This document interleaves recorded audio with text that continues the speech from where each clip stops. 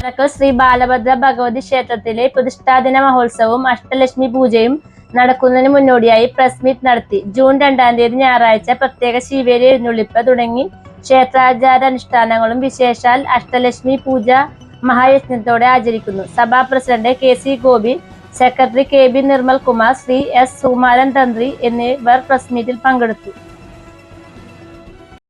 ക്ഷേത്രത്തിലെ പ്രതിഷ്ഠാദിന മഹോത്സവവും അഷ്ടലക്ഷ്മി പൂജയും ഒരു സ്വീകരണ സമ്മേളനവും ഈ 2-ാം തീയതി നടക്കുകയാണ്. എല്ലാ വർഷവും രേവതി നക്ഷത്രം ഞങ്ങളുടെ പ്രതിഷ്ഠാദിനമാണ്. ആ പ്രതിഷ്ഠാദിനം ആണ് ഈ പ്രാവശ്യം ഒരു ദിവസത്തെ ഉത്സവമായിട്ട് തന്നെ കൊണ്ടാടുകയാണ്. അതിൻ്റെ ഉത്സവത്തിൻ്റെ എല്ലാ ചടങ്ങുകളും ഉണ്ടാകും. രാവിലെ ശീവേലി, ഉച്ചക്ക് ശീവേലി, വൈകിട്ട് ചെറിയ ഊരെഴുന്നള്ളി ആലോചിച്ചിട്ടുള്ള എല്ലാം ഉണ്ടാകും. ഈ വർഷം പ്രത്യേകമായിട്ട് ഒരു സ്വീകരണ പരിപാടി കൂടെ വെച്ചിരിക്കുന്നതെന്ന് വെച്ച് കഴിഞ്ഞാൽ ഈ സമൂഹത്തിൽ ക്ഷേത്ര സംരക്ഷണ സമൂഹത്തിൽപ്പെട്ട ഒരാളാണ് ഇപ്പോഴത്തെ ഹൈക്കോടതി ജസ്റ്റിസ് MB ശങ്കരൻ. അവരെ ഒരു സ്നേഹ ഉപഹാരത്തിന് വേണ്ടി സ്വീകരണത്തിന് ക്ഷണിച്ചിട്ടുണ്ട്. അദ്ദേഹം അവർ 10 മണി കഴിയുമ്പോഴേക്കും അവരെത്തുമെന്ന് പറഞ്ഞു. അപ്പം അതും കൂടെ ഉൾപ്പെടുത്തി അതോടൊപ്പം തന്നെ കേരള സർക്കാരിൻ്റെ ശ്രേഷ്ഠ മത്സ്യത്തൊഴിലാളി പുരസ്കാര ജേതാവായിട്ടുള്ള ഞങ്ങളുടെ വടക്കേശ്ശേരി വാരത്തിലെ പ്രസിഡന്റ് TK മുരളീധരൻ അദ്ദേഹത്തിന് ഒരു അനുമോദനം കൊടുക്കുകയാണ്. അതോടൊപ്പം തന്നെ ഈ കഴിഞ്ഞ 2024 SSLC +2 പരീക്ഷകളിൽ ഉന്നത വിജയം കരസ്ഥമാക്കിയ വിദ്യാർത്ഥികൾക്കുള്ള സമ്മാനദാനമാണ് ഈ പ്രാവശ്യം പ്രത്യേകമായിട്ട് നടത്തുന്നത്. ക്ഷേത്രത്തിലുള്ള അഷ്ടലക്ഷ്മി പൂജയെ സംബന്ധിച്ചിടത്തോളം ശാന്തിൻ്റെ കൂടെ ഉള്ളതുകൊണ്ട് ശാന്തി സംസാരിക്കും. എന്തായാലും പ്രതിഷ്ഠാദിനവും അതോടൊപ്പം അതിൻ്റെ ആചരണവും സ്വീകരണ സമ്മേളനവും വളരെ ഭംഗിയായി നടത്താനാണ് ക്ഷേത്ര കമ്മിറ്റി ആഘോഷ സമിതി തീരുമാനിച്ചിരിക്കുന്നത്. മാധ്യമപ്രവർത്തകരോട് ഞങ്ങളൊന്നും പറയാനില്ല. എപ്പോഴും ഞങ്ങളോടൊപ്പം നന്നായിട്ടൊക്കെ സഹകരിച്ചിട്ടുള്ളവരാണ്. ഇനിയും അതേപോലെ, കാരണം ഒരു മാധ്യമങ്ങളിൽ വരുന്ന ഒരു വാർത്തകളാണ് ഏത് സ്ഥാപനത്തിനും മെച്ചപ്പെട്ട ഒരു ഇതുണ്ടാവുന്നത്. ഇന്നേവരെ ഞങ്ങൾക്കുണ്ടായിരുന്നത് അത് തന്നെയാണ്. നിങ്ങളുടെ സമീപനം ചില സമയത്തൊക്കെ ഞാൻ പരിഭവം പറഞ്ഞിട്ടുണ്ടെങ്കിലും പരിഭവമൊന്നുമില്ല. എല്ലാവിധത്തിലുള്ള സഹകരണം ഉണ്ടാകണമെന്ന് മാത്രം. വർഷം തോറും നടത്തിവരാറുള്ള ഒരു ചടങ്ങാണ് പ്രതിഷ്ഠാ നക്ഷത്ര മഹോത്സവം. ശരിക്കുള്ള ഉത്സവം മാർച്ച് മാസത്തിൽ 8 ദിവസമാണ്.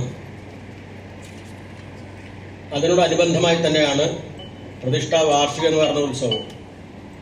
അത് ഇടവ മാസത്തിലെ രേവതി നാളിലാണ് അത് ആഘോഷിക്കുന്നത്. അത് 2024 ആണ്ട് ജൂൺ മാസം 2-ാം തീയതി ഞായറാഴ്ച രാവിലെ 5 മണിക്ക് നട തുറന്ന് മഹാഗണപതി ഹോമം, ഉഷപൂജ, ശീവേലി, വിശേഷൽ അഷ്ടലക്ഷ്മി പൂജ, നവം പഞ്ചമിയും, ഉച്ചപൂജ, പൂരെഴുന്നള്ളിപ്പ്, ദീപാരാധന, ഭഗവത് സേവ, അത്താഴപൂജ, സ്ത്രീഭൂതബലി, വിളക്കെഴുന്നള്ളിപ്പ്, ഇത്ര വിശിഷ്ടമായ പൂജകൾ നടക്കുന്നത്. ഇതിൽ അതിവിശിഷ്ടമായിട്ട് അന്നേ ദിവസം ഒരു മഹായജ്ഞം നടക്കുന്നുണ്ട്. അഷ്ടലക്ഷ്മി പൂജാ മഹായജ്ഞം. വ്യാസഭഗവാനാൽ വിരചിതമായിരിക്കുന്ന അതിവിശിഷ്ടമായ ഒരു പൂജയാണ്. വിദ്യാർത്ഥി ലഭതേ വിദ്യ, ധനാർത്ഥി ലഭതേ ധനാൻ, പുത്രാർത്ഥി ലഭതേ പുത്രാൻ, മോക്ഷാർത്ഥി ലഭതേ മോക്ഷാൻ. വിദ്യാർത്ഥി ലഭതേ വിദ്യ. വിദ്യ അഭ്യസിക്കുന്നവർക്ക് വിദ്യാവിജയം ഉണ്ടാവാൻ വേണ്ടി, ദരിദ്രർക്ക് ധനമുണ്ടാവാൻ വേണ്ടി, സന്താന സൗഭാഗ്യം ഇല്ലാത്തവർക്ക് സന്താന സൗഭാഗ്യം ഉണ്ടാവാൻ വേണ്ടി, മോക്ഷപ്രാപ്തി.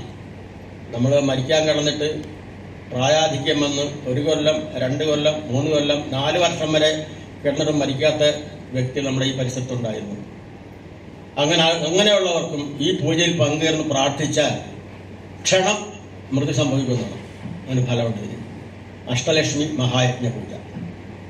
അപ്പം അത് ഒരു വിശിഷ്ടമായ പൂജയാണ്. അത് കഴിഞ്ഞ വർഷം മുതൽ ഞങ്ങൾ ആരംഭിച്ചിരിക്കുകയാണ്.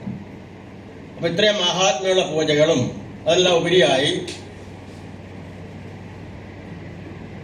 അന്നൊരു വിശേഷാൽ സമ്മേളനം കൂടി ഉണ്ട്. അതായത് ഞങ്ങളുടെ സമുദായത്തിൽ ദരിദ്രരായ വിദ്യാസമ്പന്നന്മാരല്ലാതിരുന്ന ഈ കുടുംബ ജനങ്ങളിൽ ഒരു വ്യക്തി സ്വയം കഴിവുകൊണ്ട് പഠിച്ച് ഹൈക്കോടതി ജഡ്ജിയാകുകയാണ് ആയിക്കഴിഞ്ഞു. അപ്പോൾ അവരുടെ മാഹാത്മ്യം, അവർക്ക് ഉണ്ടായ കഴിവിൻ്റെ നമ്മൾ ആ കഴിവിനെ മാനിച്ച് നമ്മൾ അവരെ സ്വീകരിക്കുകയാണ്. അതുപോലെ തന്നെ കേരള സർക്കാരിൻ്റെ ശ്രേഷ്ഠ മത്സ്യത്തൊഴിലാളി എന്നുള്ള ഒരു അനുമോദനവും ഞങ്ങളുടെ സഭയുടെ വൈസ് പ്രസിഡന്റായിരിക്കുന്ന വടക്കേ ചെറുവ പ്രസിഡന്റായിരിക്കുന്ന ശ്രീ ടി കെ മുരളീധരന് നൽകുന്നുണ്ട്. അതിനുമുപരി SSLC-യും പ്രീ ഡിഗ്രിയും പഠിച്ച് പാസ്സായി അവരുടെ കഴിവ് തെളിയിച്ചിട്ടുള്ള വിദ്യാർത്ഥികളെയും അന്ന് നമ്മൾ അനുമോദിക്കുന്നുണ്ട്. അപ്പോൾ ക്ഷേത്രം സരസ്വതി ക്ഷേത്രമാണ്, വിദ്യാഭ്യാസത്തിന് പ്രാധാന്യം കൊടുത്തുള്ള ക്ഷേത്രമാണ്. ഈ ക്ഷേത്രത്തിൽ ഞാനിവിടെ 56 വർഷം കഴിയാൻ പോകുന്നു മേൽശാന്തിയായിട്ട്.